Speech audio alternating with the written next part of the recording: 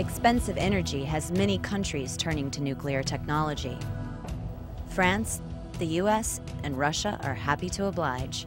It's diplomacy, brinksmanship, and business, all in one package.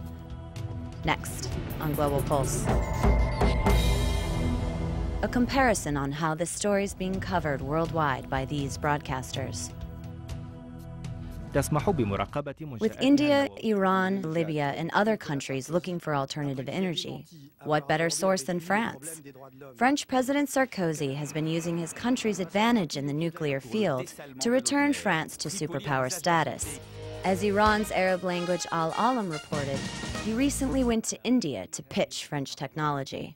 France and India have concluded negotiations to establish mutual cooperation in civil nuclear energy technology. This agreement can take effect as soon as India receives the okay from the International Atomic Energy Agency. India's need for clean energy sources is huge, and if India doesn't employ this clean technology, India will be forced to use polluting sources. No one is denying India's need for renewable energy, and France is advanced in this field.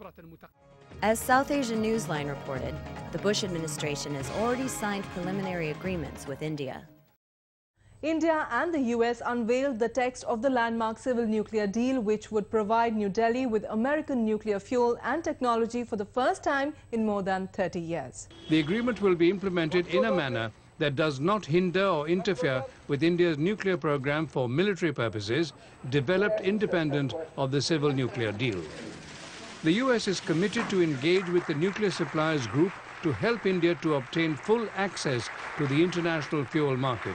While promoting civil nuclear technology to their allies, France and the US have been demanding Iran's nuclear program be monitored by the International Atomic Energy Agency, as France's TV5 and the BBC reported. The free world's just not going to tolerate the development of know-how on how to build a weapon, or at least gain the ability to make a weapon. And the reason why is because it's very important for us to take the threats coming out of the mouth of the president of Iran very seriously. Iran has the right to nuclear energy for civilian purposes. But permitting Iran to acquire arms is an unacceptable risk for the stability of the region and the stability of the world. Someone is willing to sell nukes to Iran: Russia. The two countries' English services, Press TV from Iran and Russia Today, make their case.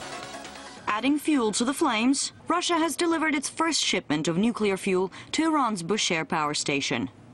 Anticipating a diplomatic storm over the matter, Moscow has assured its partners in the UN Security Council that Tehran will not use the fuel for non-peaceful purposes. Ayatollah Khamenei expressed satisfaction with the positive results of the trip of Russian President Vladimir Putin to Tehran. Putin said he was satisfied with his visit here and that Tehran-Moscow ties could develop unlimitedly. Meanwhile, Russia says a delay in the completion of the Bushehr nuclear plant is because of technical and legal issues and not political ones. Putin said, based on the regulations of the International Atomic Energy Agency, the required fuel of the plant will be made available some 3 months before commissioning of the reactor. Meanwhile, Al Jazeera English tracked Sarkozy in the Gulf countries with his proposal. It's been Sarkozy's first visit to the Gulf since he took office in May. He's offered to send to Saudi Arabia a team that will work on the question of civilian nuclear technology. The French president heads next to the United Arab Emirates, where he'll sign a nuclear deal which could see 2 reactors built in the tiny Gulf state. Is there more than commerce in France's nuclear offers? Perhaps Western interests want friendly Mideast nations to go nuclear as a check on Iran. For Global Pulse, this is Aaron Coker.